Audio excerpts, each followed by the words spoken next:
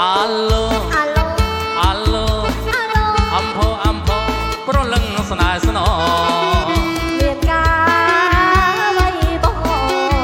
មានការណាត់នួនល្អការវៃបងប្រាប់អត់ផងប្រាប់អត់ផងឲ្យលឿនឡើង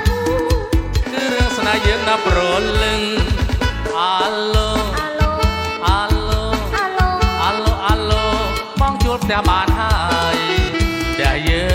ងស្ងាត់ណាស់អូនអើយចម្លែកណាស់ម៉ែបងអ្នកណាក៏មិនដឹងឡើយសូមអូនឆ្លើយតាត្រានត្រៃពេញចិត្តហើយឬណែតែពេលយប់នេះជួបបងកុំខាអាឡូណែចោលចិត្តខ្មៅមិនចឹងប្រយ័ត្នខ្លួនទៅប្រយ័ត្នខ្លួនទៅកុំមកហើយកូនស្រីទៅរបស់មេងណាយើងមិនឲ្យវាទេឯងច្រឡំហើយអូតែម្ដាយគិតទេងប់ឲ្យខ្ញុំបាយកាប់